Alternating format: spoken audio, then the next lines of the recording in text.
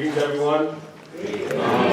So, very impromptu, but I'm happy to be here. My name is Assata. I'm actually a graduate of Howard University. I'm now a professor at BSU. But I'm also what we call a Okonfo, meaning a traditional priest, right, from Ghana, West Africa. So I've been asked to essentially pour libation, but we don't have the water in the plant that we typically utilize, and so this will be more of a spoken prayer, okay?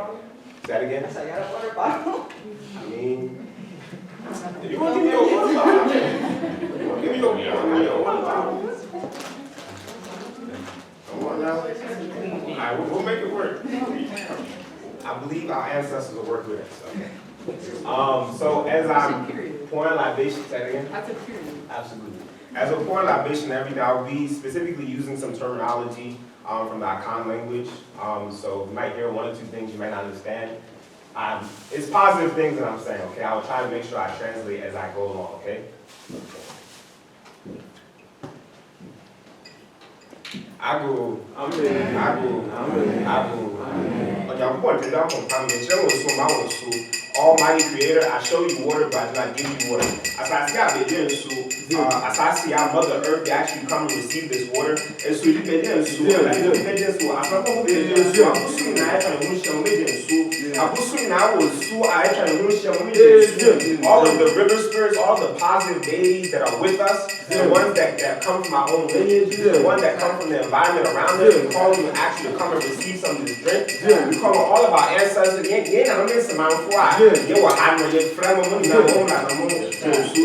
call all of our ancestors, all of us who are gathered here, we actually come and receive some of this water. We actually be fulfilled and we actually come and support us in the work that we're doing. No, my here for that. I'm Malcolm X, and I hear Marcus Garvey, God's son to us. I hear it coming. She's all over George.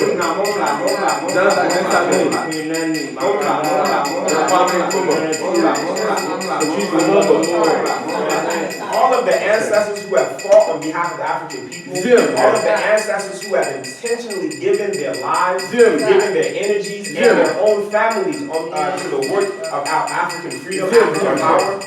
We specifically call Mama Shakur. We ask that she come and be with us in this event as we uplift her and as we uplift the transition of this work of re-Africanization, of nation building from one generation to the next. That's all the ancestors come and support us in the work that we're doing. We ask that today be a good night. Tonight be a good night where all the words that are spoken, may they be good. May they fall in our ears. May we all be able to leave here with understanding. May we all be able to leave here with further clarity of the work that we have to do on behalf of the African people. So we ask for all of your support. We ask that when we leave here and we go back to wherever we come from, our homes, where we were residing at, we're able to arrive in peace. So that when we go to sleep and we wake up the next day, we will still be invigorated to be able to continue to do this work on behalf of African people. And I'm about to say now, So we say thank you for this libation. Thank you.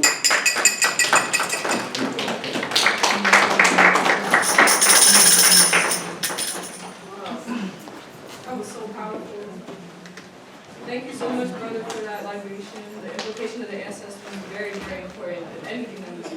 Every single day, we should wake up and be honoring our ancestors. And that's what tonight is really about.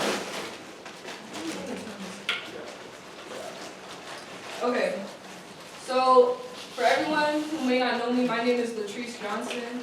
I'm a senior Africana Studies major, Women, Gender, Sexuality Studies minor from Howard University. And I am part of the Kwame Ture Society. So,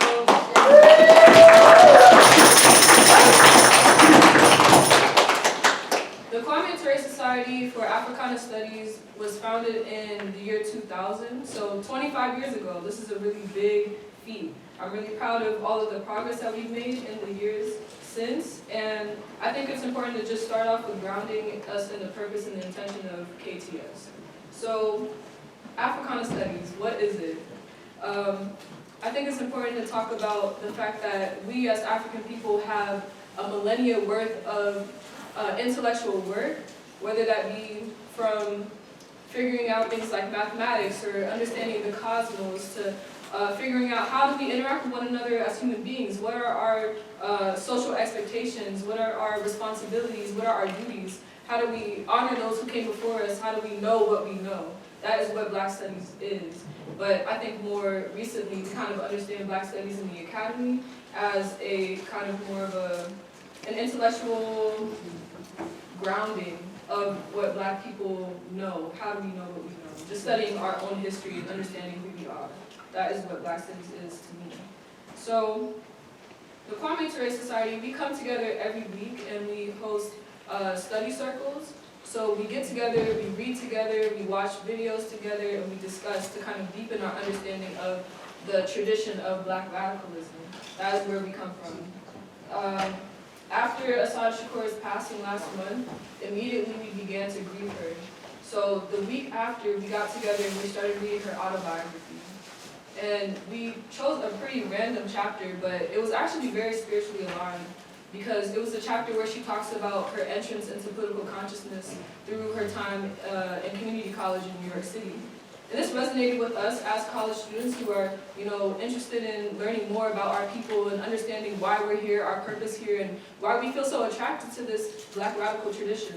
So it was very much aligned, and we had a really deep and invigorating discussion after reading her words. And it's important to study our ancestors because how else will we know what they knew? How else will we be able to follow in their footsteps and carry on the fight that they left for us? So we really, really value reading, we value study, and we are very serious about our study. After we read her autobiography, we watched the documentary, Eyes on the Rainbow, where we were able to actually listen to her, talk about her experiences in the US, talk about her experiences as a political prisoner, and also, her time in Cuba. And so we really thought it was important to come together and honor our ancestor in community and really grieve her as well. So we have a very exciting panel of people who are going to come up and speak, but I want to introduce Halia to come and give us some more words. Thank you. Good evening, everybody. I'm a sophomore Afro major. My name is Halia Ben. I'm here to just offer some more thoughts to ground us in this space together. We're here, of course, to come together to honor our ancestor, Assata Alubala Shakur. Assata to mean she who struggles, Alubala to mean love for the people, and Shakur to mean the thankful. Assata must be remembered and carried in the present through the spirit of us, the heart of the people and of her community. Earlier today, I called our elder, James Early, to ask him about Assata Shakur, her energy, and how it may move through our space. He told me that Assata must be remembered horizontally through us and who she was socially, rather than how some of our revolutionaries are sensationalized vertically in the media and through entertainment with the establishment. I'm somebody who has a lot more to learn about Assata's life and how it carries through us in the present. But a great place to start is Professor Orasami Burton's Assata is Welcome Here, which is an article that was released October 7th of this year. Through this article, I understand Assata's life and her to be a descendant of Maroon women in mind, body, and soul who are endlessly committed to resisting our oppression and resisting empire. I understand her as somebody who chose revolutionary love with another of our political prisoners, Kamau Siddiqui. In this way, we have a responsibility to our political prisoners and to continue to struggle. Assata Shakur offered us in a 2004 essay where she wrote, "The liberation of African people cannot be built with a Eurocentric worldview. There is much that can be learned from African and other indigenous cultures that will help us discover the spiritual and moral values that we need to build societies based on cooperation." In this way, Assata's journey has us question, what is the Black radical tradition in the eyes of a Black woman? What is the relationship between Western imperialism, racism, and patriarchy? What is our struggle on an international level? What does it mean to resist the police state and surveillance that is meant to intimidate and destroy us? Through the spirit of her ancestors, the Maroon women, and with the strength of her community, she demonstrated that COINTELPRO and its remnants will be destroyed and can be resisted. and continue to be defeated. Her underground work with the Black Liberation Army demonstrated the vitality of improvisation in our tradition of survival, in our tradition as Blues people. In this intergenerational space today, we understand that we are in the circle of life, a circle that is unbroken, where we stand united with the past, present, and future all at once. Where Assata's spirit is in the room with us right now. This is a space of collective learning and imagination for the yet unborn. We have libations to spiritually unite us. We have intergenerational conversations to exchange memory and hope in our undying spirit as a people. So I want to thank you guys for coming together tonight and really offering your spirits in this circle. And thank you.